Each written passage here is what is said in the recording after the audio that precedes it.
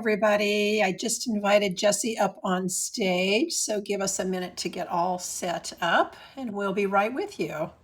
Hi, Jesse. Hi, hope everybody can hear me. We can hear you, and I'm going to come up there and join you. Awesome. Hello. There we are. Okay, I'm going to stretch out my screen a little bit so I can see your beautiful colors. How are you doing? I'm doing well. It's been a crazy, Good. crazy week. Did you have a nice 4th of July long weekend? It was restful and relaxing. Oh, good. Yeah, I started reading the Spanish translation, so really spent a lot of time reading the Spanish translation of the memoir. Oh, wow. That sounds exciting. It is. Good. Well, I know people are going to be trickling in, and I've got a little frog in my throat, so I hope I'm going to be able to make it through without. I may just have to have you talk the whole time. Is Amber going to join us? She's in the audience today, yeah. So she's welcome to come up anytime and join us if she'd like. But we're going to go ahead and get started, and just a reminder that you can adjust your video by using your thumb and forefinger and touching the screen and stretching it out or shrinking it or moving it around your screen so that it can be the size that you choose. So hello, Firesiders, and welcome everybody to Adventures by the Book, where our mission is to connect people and communities through the superpower of books. I'm your host, Susan McBeth, and I'm delighted to have back today Jesse Leon for part 3 of our 4-part mini series discussing his memoir, I'm Not Broken, focusing each week on a different aspect of Jesse's life. Before I officially introduce him, I wanted to welcome everybody who's in our virtual audience today. As a reminder, those of you in our virtual audience can join us on stage at any time by inviting yourself up to speak, to ask questions or converse with Jesse, share your stories. Also, welcome to those of you who are joining us on our public profile page on Fireside, and to those of you who are listening in on our social media channels. You will see in our audience that Amber, above her icon, has a globe above her name. And what that means is that she is broadcasting to the world on her social media channels. And you too can do that. You just click on the little circle in the lower left-hand corner of your screen, hit broadcast to the world, and you can share that link on your social media channels. Today, we're going to be chatting for about 45 minutes with Jesse. It's intended as a conversation, which we love about the Fireside app. It will include Q&A at the end, but again, I just want to reiterate that you can come up on stage anytime. You don't need to wait until the end if you would like. These conversations have been heart-wrenching. They've been personal, and some of the conversation has been difficult. But Jesse's channeled that all into his book that's designed to inspire and help you, and we're really proud of him and honored to have him on our show. The book is his extraordinary story of resilience and survival that shines a light on his childhood spent devastated by sex trafficking, street life, and substance abuse. Our conversations each week, as I mentioned, are focusing on a different aspect of Jesse's identity that is described in the book, while detailing the possibilities of self-transformation and self-acceptance, including coming to terms with various aspects of his identity.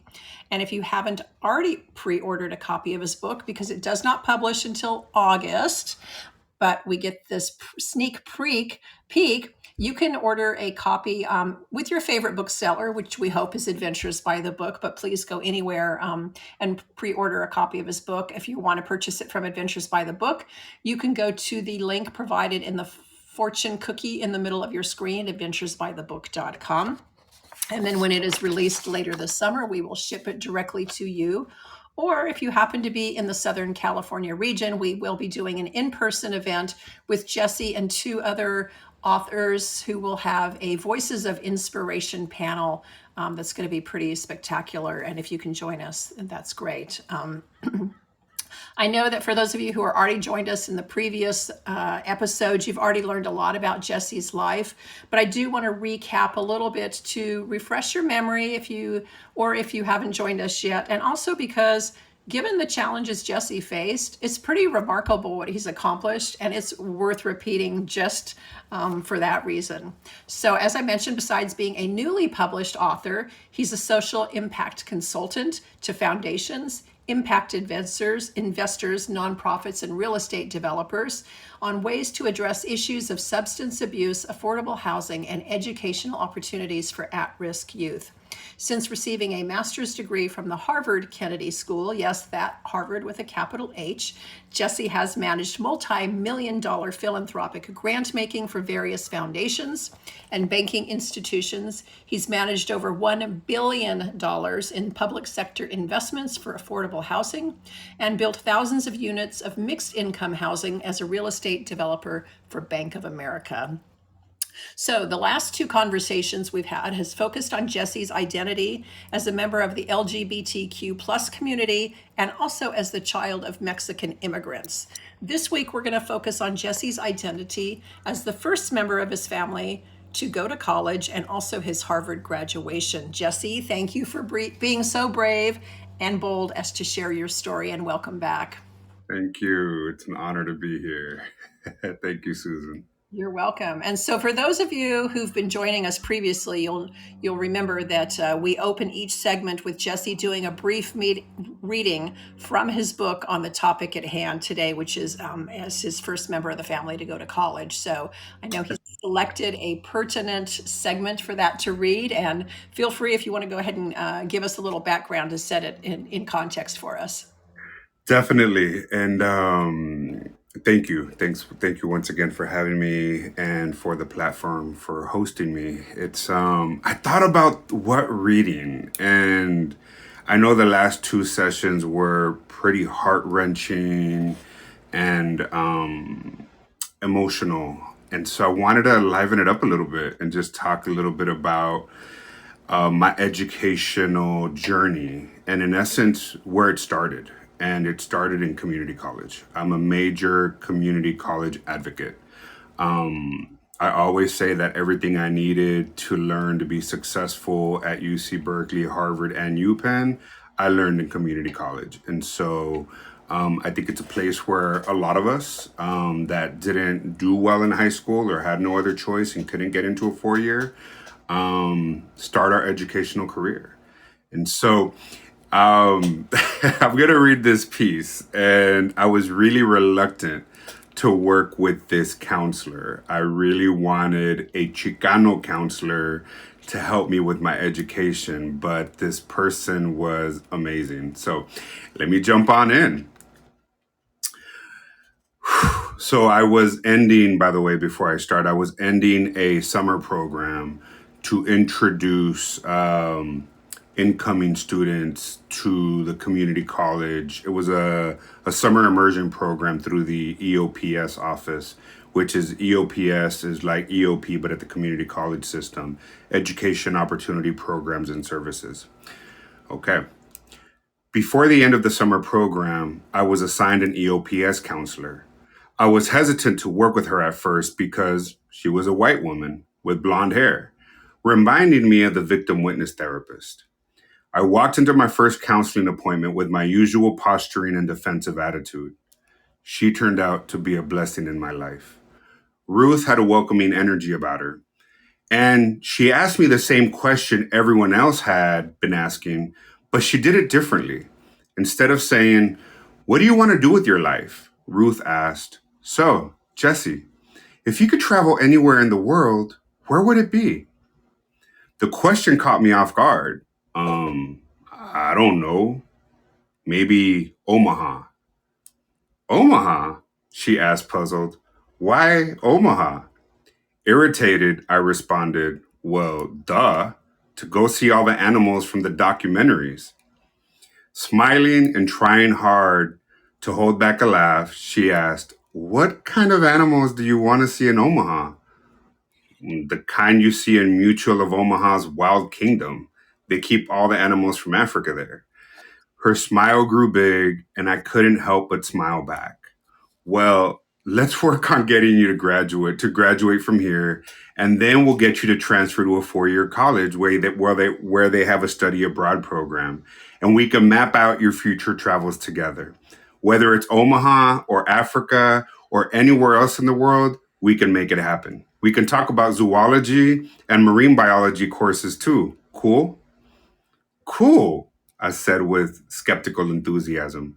When I found out that there were no such animals in Omaha and that the show's title was based on the sponsorship of the insurance company Mutual of Omaha, I laughed hysterically and thought it was cool that she hadn't tried to correct me. So for me that was really real. Um it was in community college. I didn't know about corporations sponsoring a TV show. I thought literally that some of these documentaries were filmed like on prairie land and they just had like, I'm from San Diego, right? So we had, Wild Kingdom out here or Wild Animal Park. And so um another piece I wrote here was for the first time I watched, hold on, bear with me. Um this all happened in community college. For the first time, I watched documentaries like Eyes on the Prize and learned about Emmett Till. I learned that the civil rights movement was successfully partly due to the support of the Jewish American community and other cross-cultural alliances. I especially loved learning about the history of neighborhoods in the United States and how bad policies like urban renewal had placed highways smack dab in the middle of communities of people of color, disrupting economic and political power. I learned about the racist history of housing policies and how the creation of the suburbs, coupled with the help of the GI Bill, created concentrations of economic poverty in the urban core, leading to the decay of many of America's cities. My mind was absorbing information like a sponge. It was in community college that I first read excerpts from amazing books like The Underdogs by Mariano Azuela, Their Eyes Were Watching God by Zora Neale Hurston, and The Fire Next Time by James Baldwin, and I Know Why the Cage Bird Sings by Maya Angelou. These are only a few that come to mind, but each author had a gift for storytelling that changed my life. For the first time since my sexual abuse began, I was transported to other worlds through books. It was an intoxicating feeling. And so for me, it was community college that really opened up my eyes to some of these authors of color and inspired me to not give up and to keep on learning. And so, yeah, I hope y'all enjoyed that. Yeah, that's great. And I just wanted to ask you, so I know you're talking about community college, but can we go back a bit further in time because I'm just curious from an education aspect, starting in grade school and middle school and high school, what what were those experiences like for you early on? What did you think education was? What kind of support or encouragement or not did you get from educators, teachers during those early years? Because I know you struggled a lot during childhood, but can you talk about your educational experience before the community college even? Yeah. The early years were up to fourth grade. My mom, for those of you that have, been as part of the previous conversations, my mom was a PTA president at the school. We love your And mom. We don't even know her, and we love your mom. and my mom was the school cafeteria worker, right? The lunch mom. And so she was always on top of us to make sure that we did well in school. And so at the end of third grade, I got taken out of class and was forced to do a California, I think it was called CBEST. It was a California standardized test. And I tested really well. And they sent me to an all white school in Point Loma, a pretty upscale suburb here in San Diego. And that's when the bullying took a whole different level. And that's when I noticed that I can reflect back and see that the teachers were really not engaged. No one stepped in to help. Um, and then that started just years of disengaged teachers when it came to my education. The the summer after my sexual abuse, I went to a seventh through to 12th grade junior high, high school here in San Diego, and was high the entire time and drunk the entire time and was passed from grade to grade. And so that went on throughout junior high and high school. When I look back at I found my old report cards. And when I see that literally it was D's and F's with maybe one C throughout, how I got passed from grade to grade still baffles me. It wasn't until high school that my antics started to get really, really bad, that certain people were placed in my life strategically to get me to think about my future and get me to think about what I wanted to do with my life. But they were mostly peers in the sense of slightly a few years older than me, San Diego State students, Chicanos that were recruiting students to go to college, that showed me that it was okay to be cool and still go to school. Um, I still kept messing up until I hit rock bottom, but there were,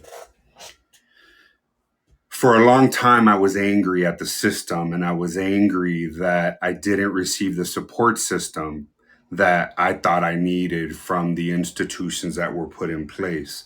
But when I can reflect back on the 3, 4, 5 people that did care about me, lets me know that I am blessed and I am lucky that I did have individuals in my life, to water the seed of an education that my mom had planted early on as a child. And that was kind of leading me into my next question anyway. Now that you have the benefit of hindsight, do you think the school system let you down? And uh, what do you feel like they did for you or did not do for you? You know, looking back now that you know what your challenges were and what they had to offer. Uh,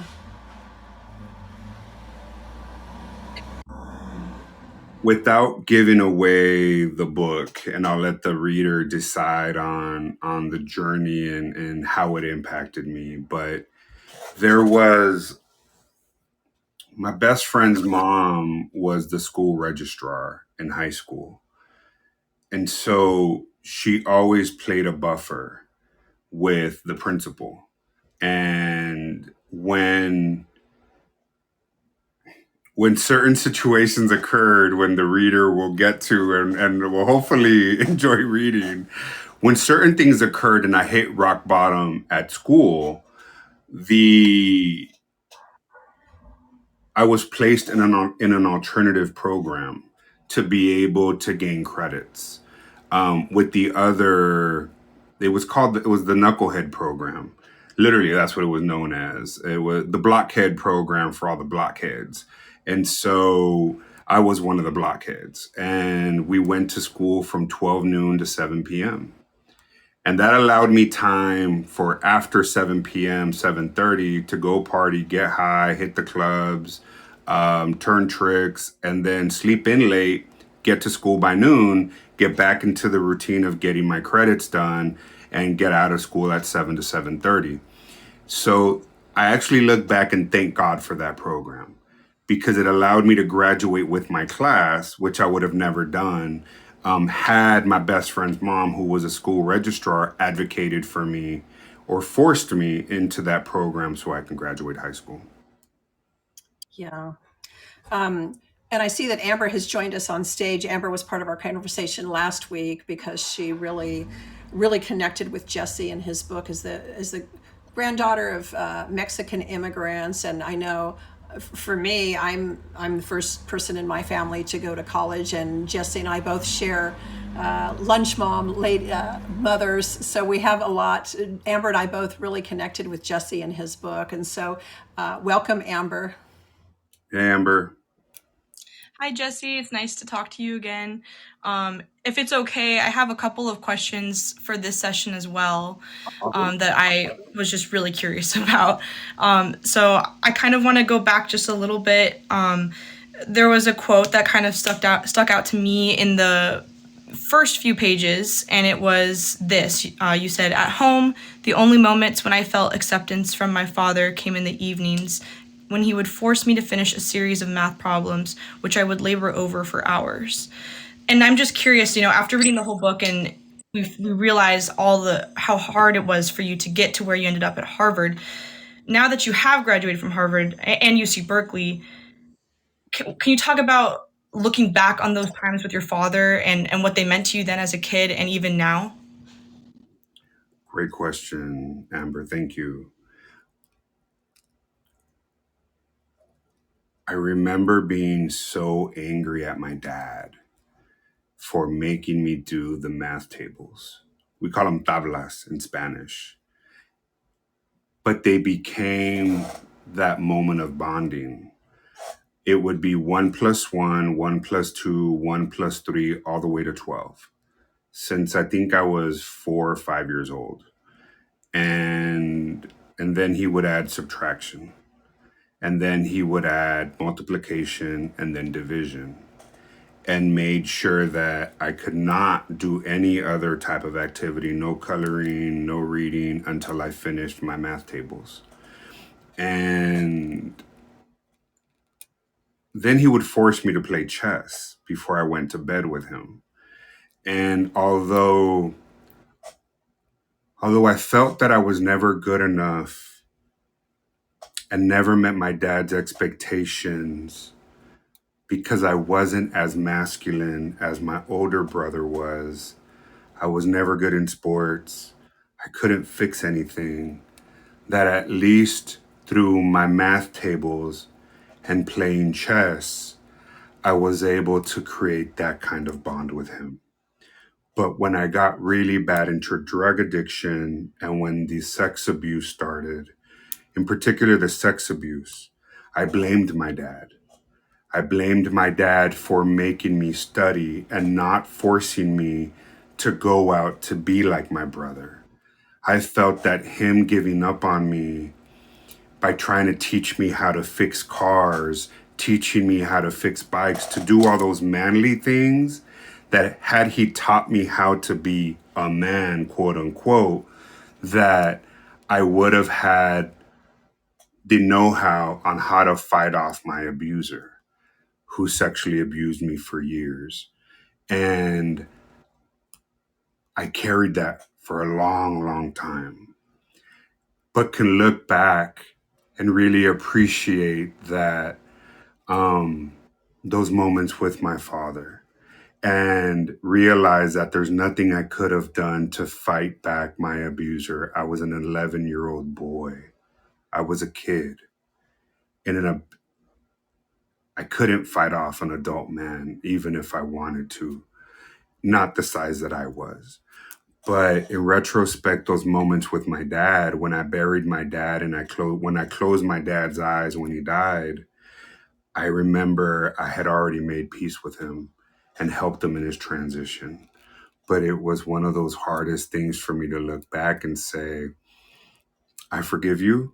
And I'm also very appreciative for you to try to plant the seed of an education within the constraints or confines of what you were exposed to. He went to the 3rd grade in Mexico. And so I love my dad. But it took a long time for me to say that because I resented him. I resented him and my mom for making me study and making me a good student and, in essence, a good boy, a good kid, because I blamed that. I equated being smart with being weak, and being weak meant that you're going to take advantage of me. Oh, Jesse, thank you so much for sharing that. I mean, it's so brave, and I'm sorry that impacted you in that way, but again, like you had mentioned, it kind of did plant this seed of education. And you talk about how when you were younger, maybe before 3rd grade, you really loved to color, you really loved to read, and your mom and dad in their own ways kind of fostered that environment. And so I know we touched on it a bit before with Susan, but you did get into a gifted program around 3rd grade at Sunset View Elementary. And that part of the book kind of it just really stuck out to me. There's a really heartbreaking scene at a pool party that I won't get into. I'll let the readers read that for themselves. But there is a quote that I would love to share, and it's school was the one thing in my life that I felt I was good at. Being uprooted and being made to start over somewhere else made me feel like I was being punished for being smart. Can you talk specifically about Sunset View Elementary and how that impacted your learning? Because I feel like from that school on up until high school, it kind of propelled you in a negative direction for learning when you were otherwise doing great. Man, you're amazing, Amber. Damn, and you're asking some good ass questions.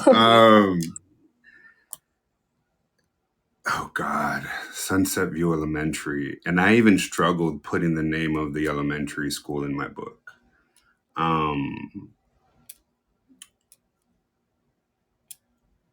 Fear of ever being interviewed in San Diego about that experience. But it was the most horrible experience of a school that I went through. It was different than Gompers, which was where I went for 7th grade. Very different than Gompers. There was no support system. It was the first place that I heard someone say, Jesse is so intelligent, he just doesn't apply himself. And I would hear that over and over and over again. And the bullying was just horrific. There was something about being uprooted. I was being bullied in my neighborhood school, Amber, and by my brother and the kids in the neighborhood, but it was familiar. I knew what to expect. I felt safe. Even in the bullying, it was a familiar bullying. I felt safe. I was never threatened. It wasn't like to the core feeling stupid or less than. When I was sent to the all-white school at Sunset View Elementary, I mean, it's one of the rich neighborhoods in San Diego where people from the hood go trick-or-treating because they give real American candy. And in the barrio, we get candy from Tijuana, right? And so back then it was, or if you got lucky, the homeowners would put like quarters, if you're really lucky, $1 bill in your like, Halloween, bag. And so I just constantly felt like an outsider and not good enough. And I think that's where a lot of my inner hatred started and the inner racism that a lot of us people of color feel. I was not as cute as the blonde, white, blue-eyed surfer kid who wore real surfer shorts to school. And having to work through that as a young adult and learning how to love myself. And so I don't know if I answered your question. It's a tough question to answer, but it's really sad when you see a 4th grader up until really 12th grade trying to figure out how to maneuver this world alone. Yeah, no, you answered it more than perfectly. From a reader's perspective, I feel like that's where the system failed you. Inevitably, it's certain that's where it failed you. That's where it began.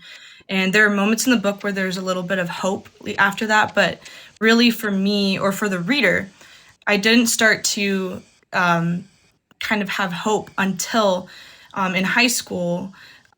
There was a moment where you met a San Diego State recruiter, Z, and he has a very, very eye-opening, straightforward conversation with you. And he even says to you, I care enough to give back and help others, just like others help me.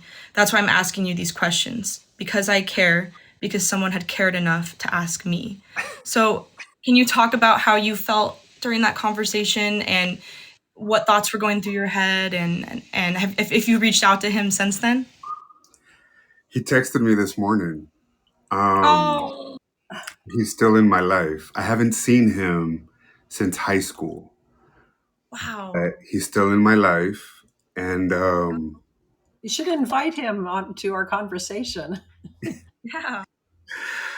I should, I will. He's a teacher in LA. And I text him and one other person, as well as my first bunch, or three people every year. And I would just text him every so often and just say, thank you for seeing me. And thank you for planting, or thank you for watering that seed of an education that my mom planted. And for just talking to me like a human being when I was a sex worker for so long and felt that I had no value. In that scene of the book, when I read the audiobook, it was hard to read because I couldn't stop crying. Um, oh God. He helped me survive through the remainder years of high school, but showed me as a young Chicano in college that I too can go to school, that I too, as a Chicano that looked like him. He had like this Pendleton on. He had a fade. He didn't have like his cholo haircut. But he showed up and he paid it forward, and taught me that I can do the same. Because I don't want to jump into it too much because I don't want to give away the book. Yeah. He changed my life, and the fact that he's still in my life today, and I love him dearly. I love him dearly. Well, it's so wonderful that you still are in touch with him. I mean, that just says everything about him as a person and you and the impact he had on your life. And I'm so happy that you guys are still really good friends. And I'm sure he's touching many other lives since then and even now. I have another question about another character or person in your life that really shined through as pivotal when it came to your learning. And we did touch on it a little bit before, but I want to talk about your best friend's mom, Joy. There was a moment in the book where, you got sent to the office and she just gave you a stack of papers and she said, I want you to organize them and put them in a file, organize them, put them in a file, and come back. And you expressed just how much, you felt good about yourself. You felt like you had structure, like you were doing something great. And I think that small moment just kind of speaks to her character and the kindness that she can offer. And she is the one who kind of put you in that block program that helped you graduate high school. Can you talk about her and how she helped you along with your educational journey? Woo! Joy, I consider my second mom. She was. I mean, she's my second mom. She's my best friend's mom. She's my best friend's mom, and never gave up on me. I mean, when she did, and it's in the book, when they did an intervention on me, she stood her ground. But if it wasn't for her, I wouldn't have graduated high school. I think my mom didn't know what to do anymore. I was straight up drug addict, violent, fighting, wannabe gang member. Just, I was lost. And so when an incident happened in the book, and literally she forced me to help her in the counseling office and file stuff. And I don't know, it wasn't like she knew that about me.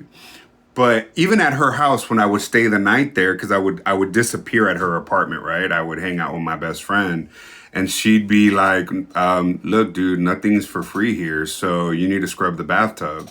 So because I cleaned my mom's house all the damn time, I used to love feeling utilized. So she used to love taking baths. So I never met anybody that took a bath. And she would have these like bubbles and bubble bath stuff. And so I took a lot of pride in scrubbing that bathtub so that she could have a nice clean bathtub to take her bubble baths in. And so when that moment in the counseling office where she has me filing, a lot of things happened there. I learned that I had organizational skills within a matter of minutes. that she basically said, here's how I do it. And if you can't find something, figure it out. And so she entrusted me to do some work, and I did it well. And so the fact that I did it well, and it was supposed to be punishment, I actually enjoyed the punishment. So she was brilliant, and I say was because she passed away.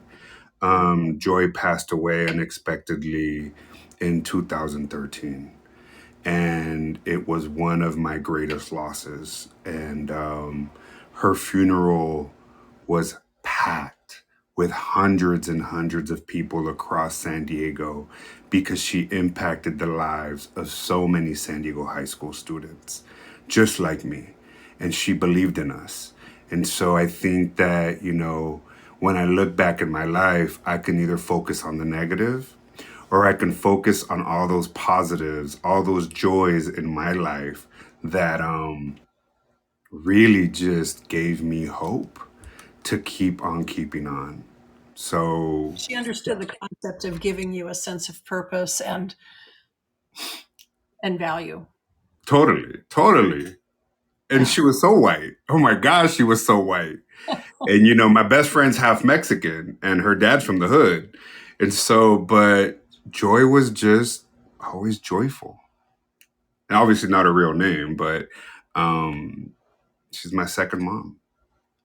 And for those of you who are just joining us, we're talking with Jessie Leon, who is the author of the impending memoir, I'm Not Broken, which you too can pre-order and read when it comes out in August. But you get the chance to chat with him in our 4-part series.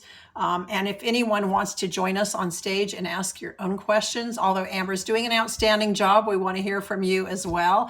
If you have any questions or comments for Jessie about your own experiences or his, feel free to invite yourself up on stage at any time. Otherwise, I'm going to let Amber continue. She's doing a great job. Okay, well, I'll keep going. I have a couple more. So Jessie, we talked about it in the beginning with Susan, your love for community college and how that really helped you as well. I'm a student, community college student, and again, they just took care of me. I felt like I walked in, and they took care of almost everything for me. And the day after you graduated high school, the day after you went to community college, and you sat down with someone, and they talked to you about opportunities. They talked to you about enrolling you. And there's just such an uplifting quote that you leave readers with at the end of a chapter that I have to share. It's maybe I can get an associate's degree. Who knows? Maybe I can even get a bachelor's degree one day. People like me don't make it, but hey, you never know. Today is a new start. And that just gave me full body chills when I first read that. That was the beginning of your new life, your new story, how you got to where you are today. Can you talk about the significance of that moment? Once again, Joy. Joy was no joke. She, the night before when we're celebrating high school graduation, right at my mom's apartment, she's like, and tomorrow you're going to go meet up with so-and-so at community college and talk about going to school and next steps. And I'm thinking, oh shit, it was joy. It's kind of like when your mom is like raising your voice at you to do something or gives you that look. It felt like I didn't have a choice in the matter. And my best friend, that morning, being up early with my mom. So by the time I got up, it's like, okay, come on, get up. We have to go down the city. We call San Diego Community College here, San Diego City College City. And I think there's a lot of moments I think there were a lot of things in that moment that were so perfectly aligned. And I don't speak Hebrew, and there's that Jewish community has a term for when everything is just aligned at exactly the right moment. Oh God, the term is skipping me right now. It's like the chart or something like Yes, that one. Yeah. Totally. Where the community college counselor was a Chicano. And he came across like a veterano, like an older homeboy. And he basically didn't give me any time to think about, well, nah, I don't think I'm going to do this. It was so quick. And it was like I had no choice. It went from one moment to the next moment to all of a sudden I'm being introduced to the financial aid office people and their register. It was just one thing after another. And it was very different because in high school it felt like although there were a few teachers, joy was really my anchor. But in community college, it was all these people that were just willing to help me succeed and starting my life as a college student and let me know that anything is possible. I mean, for me to say I want to go study in Omaha and the community college counselor not call me stupid, not laugh at me, but really just encourage me to say, like, okay, if you want to go to Omaha one day, we'll get that going. I have yet to go to Omaha, but maybe we'll go one day soon. It reminds me of when Tara Westover, who wrote "Educated." I don't know if you read that book, but she was raised in kind of a religious sect that didn't allow outside experiences or education. And when she went to college, they were talking about the Holocaust, and she raised her hand and said, I don't know what the Holocaust is. And everybody's like, gasping that they can't believe it. But what you're not exposed to, how are you supposed to know? Exactly. I remember being at UC Berkeley and we were talking about, I forgot what book we were reading, but it was about the bourgeois or the bourgeoisie. Still don't even know how to say it, but at least I can kind of pronounce it right. Back then I said bourgeoisie, as I was reading it in class, and everyone starts laughing. The bourgeoisie, because I never heard the word bourgeois. I was pronouncing that how you read it. It was just hilarious, but you're absolutely right. And if you're not exposed, so I do my best when I work with, inner city kids or at risk youth or even my own nephews and nieces is to expose them to as much as I can. Absolutely. And I know we're talking about community college, but I do want to get onto your Harvard years because as always, we could talk to you forever and we're running short on time. Um, but I want to talk a little bit about Harvard and your experience there. First of all, when you first believed that you could actually not only go to grad school, but somewhere like Harvard. And I want you to talk about your experience once you went there too, because I know last week we talked a little bit about code switching. And if you could talk a little bit about that experience uh, and getting into Harvard and getting settled in there. So Harvard, like community college, was also very much a lot of stuff. As soon as I walked into the education EOPS office at Citi, Harvard was kind of structured the same way, where at least my experience, I can't speak to other students of color. I'm not trying to make a generalization. For me, the financial aid office had everything down packed for me. The admissions office people that I met on day one had everything down packed. The career services office, like they were just on top of ensuring that my transition was pretty smooth. Harvard wasn't hard academically for me. It was hard socially because I'm covered in tattoos. I was taking courses with some ridiculously powerful world leaders that I had never been exposed to. Most people that were other students had done internships with international development organizations or went to work for a consulting firm like McKinsey or something for the summer. I was working in nonprofits helping inmates transition out of prison. And so it was at Harvard. Oh my God, I can't believe I'm saying this. It was at Harvard that I learned that you don't wear white socks with a business suit and black dress shoes for a job interview. It was at Harvard that I learned how to tie a tie because I always wore clip ons. Um, my dad never taught me how to tie a tie. So I always did clip ons. And so it was the social aspects at Harvard, though, the small talk, the in between classroom conversations with other students. But just like in community college or just like joy in high school, what Harvard did provide me was mid-career students that saw right through me, and they took me under their wing, and they saw that I was struggling, and they saw that I was having a hard time adjusting to the social aspects of Harvard. Um, and they taught me, it sounds stupid, but they taught me that if I'm going to a business meeting because I don't drink, that maybe I should get a cranberry juice and soda, so that it looks like I'm drinking like a vodka and cranberry. But it's a cranberry juice and soda that I don't have to drink at a business meeting. They taught me that I don't order chicken at an expensive steak restaurant. And if I order steak, I don't order it extremely well done, charred, like I like to. That had to learn how to practice eating medium. That's the worst I can go with pink, right? But those are class issues. When you're raised in a poor community and when you're raised in a poor country, you don't eat your meat raw. You have to make sure it is completely cooked to kill off any bacteria. And so, or you soak it in vinegar before you cook it. And so, having those types of mentors was a trip. And then I learned that at the end of the day, people go to Harvard for the network that it provides. And once I learned that and I learned how to network, it was cool. Very good. I was just going to read a comment that Lily typed in and my screen froze, so I can't see her comment right now, but I'll read it when we get it up, because I know we're running out of time.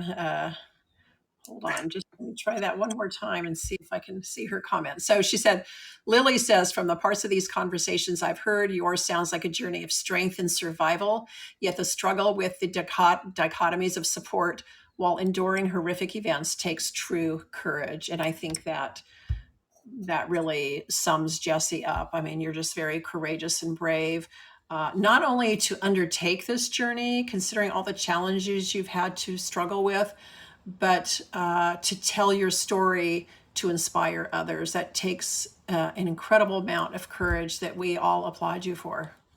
Thank you. Um, Thank you. That means a lot. And that's why I really, when people ask me, what is your book about? It's about my journey to inspire others that are dealing with surviving to move to thriving, and going from surviving to thriving and really trying to live our best life. But recognizing that I didn't do this alone, that I had a whole system set in place of people who loved me and genuinely cared for me to help me get through, that it wasn't about my own bootstraps. It was others, the joys in my life to help me make it. Those people that cared to pull me outside of class and say, dude, you're fucking up. You need to get your ass in class and you need to show up. There's a lot riding on you. Don't perpetuate the stereotype of what they expect of you to do and drop out. Make this happen. And so, or by the way, I'll help you make it happen and I'll hold your hand along the journey. And that let me feel that I can do it too. And that's my goal with my book, is that others feel that they too can also do it. Absolutely. And I want to remind everybody one last chance to come up on stage and ask Jessie your questions or offer a comment. Otherwise, I'm going to let Amber close it out with one last question. Take it away. I have one last question. Exactly, one last question. And it's one that I had really early on, and I always have this question when it comes to writers, but I specifically want to ask it to you because so later on in the book you do get a sponsor, and he has you start to journal and to write things down. And I feel like that's the beginning of opening a dialogue with yourself, right? Journaling can help you see kind of what's going on in your life right there in front of you on paper. And so you have a quote, you say, "My sponsor had me write about my life. When it was on paper, it hurt to look at the sick, demoralizing, and degrading behavior I had been forced to engage in as a child. And although I prayed all the time, I felt abandoned by God. My sponsor had me write about the positive aspects of my life."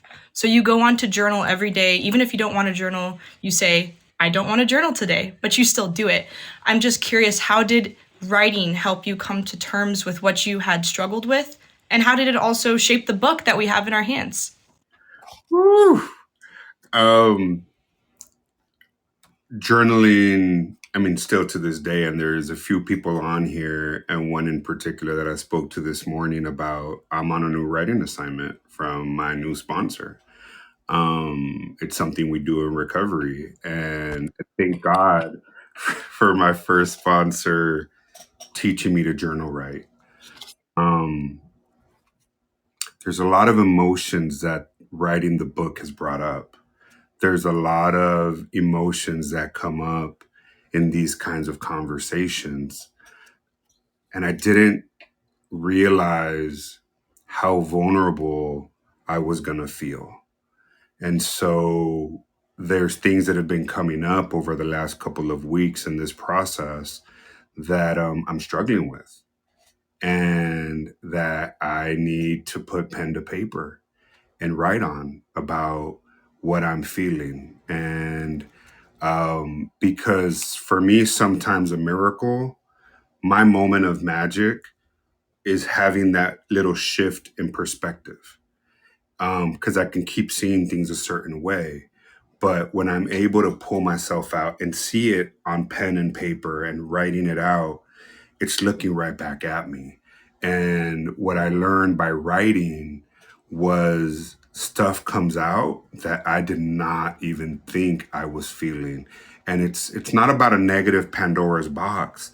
It's when you get in that flow of self-reflection, I'm able to say, wow, I was really looking at this from a completely skewed viewpoint. And how that helped with my book. So my book initially was 700 pages, single spaced of blah. I just, cause I got tired of asking people, oh, I want to write a book. I'm thinking about this. And, I want to write it for my niece who was going through some challenges. And I tried Post-its, didn't work. I tried outline, didn't work. I couldn't stick to it. So one day, an author friend of mine, Malina Alegria, basically just says she's the author of a book called Quinceañera, Chicana author, one of my favorite books. She basically said, quit asking how to write and just start writing. And so I heard my sponsor, dude, just write. There's no right or wrong way, just write. And so I started journaling. And so in the book I started writing, and I had a young African American friend's daughter. She's like my second daughter. Tell me that she wants to write her book, and she said, I don't know how to start. And I said, just start. And in 30 days, you're going to write every day for at least 5 to 10 minutes. And we're going to meet in 30 days and go over what you went through, and we'll go over what you wrote. And thank God for people doing that for me. Wow. Yeah, I've heard That's so many amazing. authors who say, just write an SFD. It's like, what is an SFD? It's your shitty first draft. It's more important to write it, get it out, and worry about editing and the content and everything else, the development afterwards. And it was funny because somebody said, how do you know when you're done? And Marlene told me, I can't believe I guess this coming to me now, and I don't know if she's on here, but she said, you'll know when you're done. And literally, I remember the day I was done. All 700 pages. I was like, this is my ending. I had my opening and I had my ending. And I knew where that was. And everything else was just cleaning up and editing. So yeah, it's if I don't want to, I hate giving suggestions. So let me make this about me and keep it in the eye. Journaling has been extremely important for me in my process of writing. Obviously, writing a memoir is different than writing a journal, but it helped me having all those journals over all these years to eventually go back and read things about 20 years ago and see where I was at one point in my life and see the progress that I've made and say, dude, you're not broken. I love you, Jesse. You're right. You got this. Thank you. Absolutely. Absolutely. And I know our time is just about run out. So, one last call. If you have a pressing question, this is your last chance.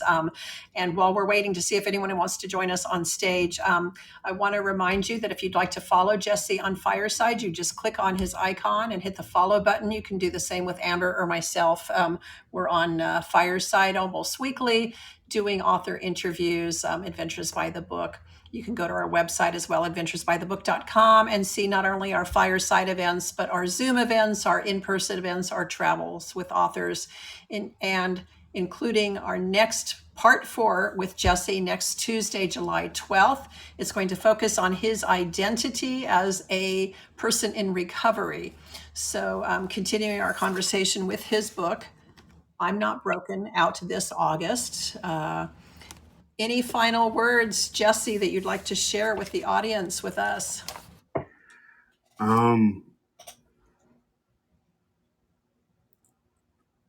Well, I can't believe that I just said that, I'm back to journaling because of everything that's been coming up. This is the first official live interviews that I've done around my book. And, Susan and Amber, it's been a scary journey for me, right? To get vulnerable, because I didn't hire a PR team to help me with questions or how to respond, and maybe I should have. I don't know if I'm doing a good job at it, but it's been kind of scary, but also exciting when I leave these conversations with the two of you, and when I've been able to engage with the audience, and the audience, folks that are here, and their encouraging words just lets me know that I'm okay. And it's I'm afraid. I don't know what the future holds for me. I have my consulting company, I have my clients, I love what I do, but I don't know where this is gonna go.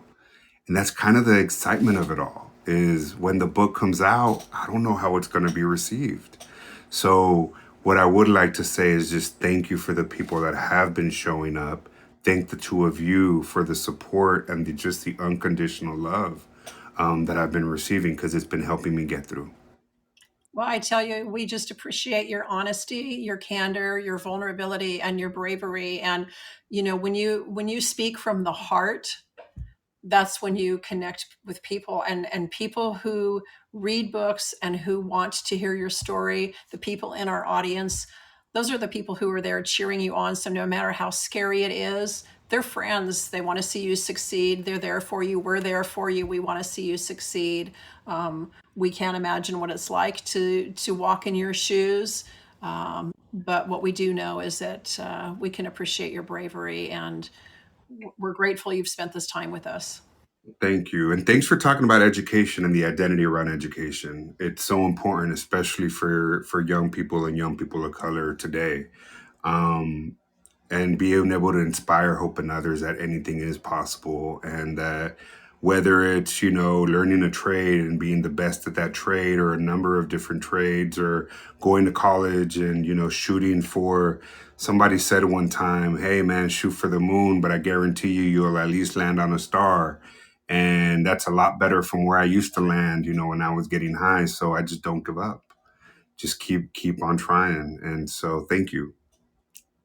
Jesse, I'm not sure if you remember this, but you came to an event back in March at Reina Grande at Cafe Coyote, and I spoke to you for like maybe 2 minutes. But there was a moment during that event for everyone in the audience where Reina let Jesse speak about his book, just a quick 2-3 minute speech, and you couldn't hear. You could hear a pin drop. Everyone was silent. You were captivating. So I knew in that moment that I had to talk to you, and that we had to get you on this fireside chat. And from an outsider's point of view, you're a natural speaker and storyteller. So just keep doing what you're doing. Ever, thank you. It's true. It's true. I remember her coming home from that, coming back from to work from that event, because I was not able to attend, and she said, "Oh my gosh, you have to meet Jesse. I want you to do an event with him." So, and Raina was very complimentary of you as well. So, clearly, you're already making a mark, and your book hasn't even been published yet. So just think of where you're going to go, Jesse. All the people you're going to touch. Thank you so much. And thank you, Amber. And I do remember that day. And thank you to everyone in our virtual audience for cheering him on, for attending today. Also, those of you on our public profile page or our social media channels listening in, appreciate the support. And thank you, Amber, for your great questions as always. Thank you, Jesse. And until next time, what is your next adventure by the book? Bye, Got it. everybody. Bye, everybody. Bye.